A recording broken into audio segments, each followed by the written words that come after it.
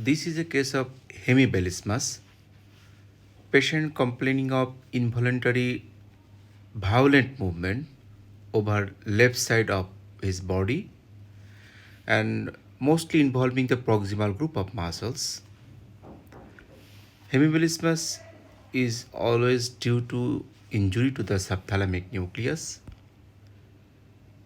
and there are lots of causes. The most common cause is stroke and followed by traumatic brain injury, non-chaotic hypoglycemia, neoplasms, vascular malformations, tuberculoma.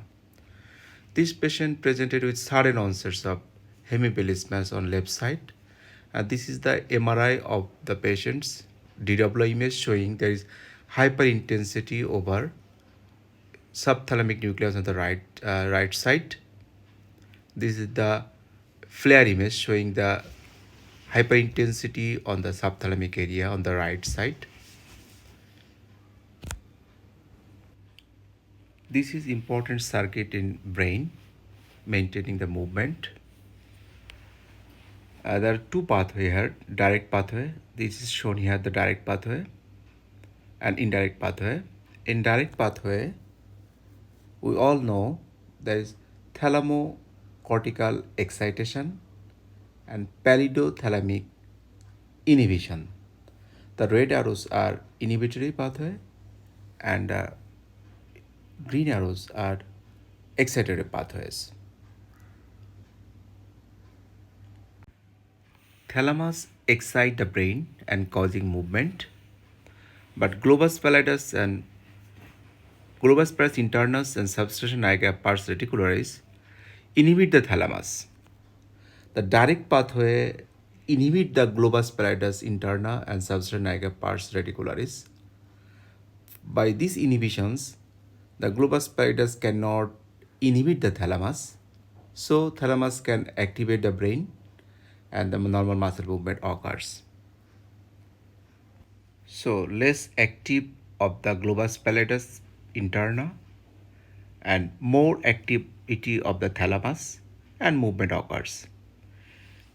In Parkinson disease, the direct pathway is inhibited. So globus pallidus interna and substation nigra pars reticularis is not inhibited now in Parkinson disease or any other hypokinetic movement disorders.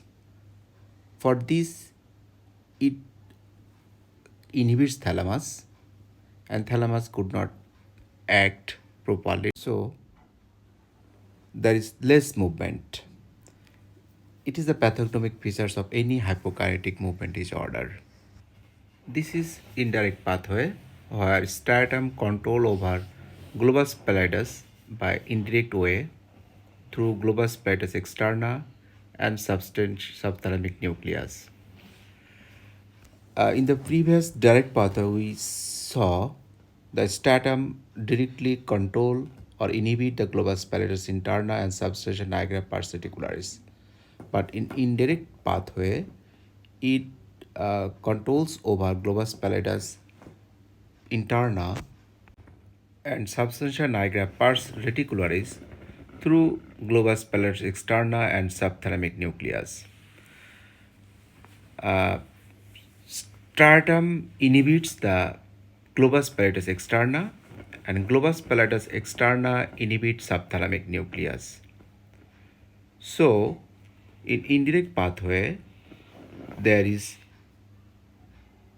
inhibition of globus pallidus externa and it ultimately inhibits the subthalamic nucleus.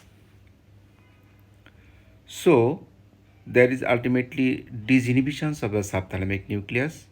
For this subthalamus nucleus stimulate the globus pallidus interna and substation nigra pars reticularis. So there is globus pallidus more active and it is less movement because globus pallidus when activated it inhibits the thalamus, so thalamus could not stimulate the cortex and there is less movement.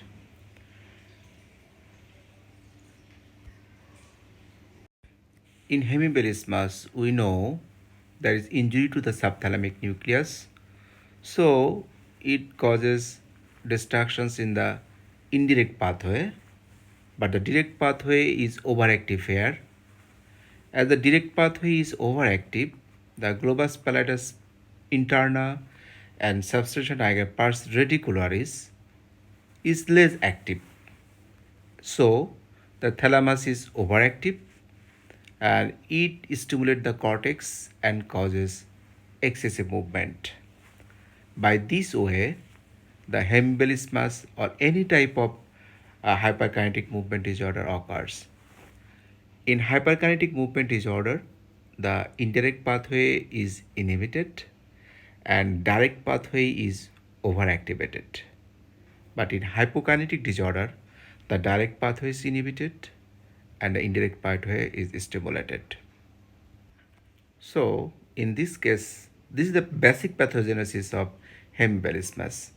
In this case, there is subthalamic nucleus stroke, and there is inhibitions of the indirect pathway, and the direct pathway is overstimulated and causing this hyperkinetic movement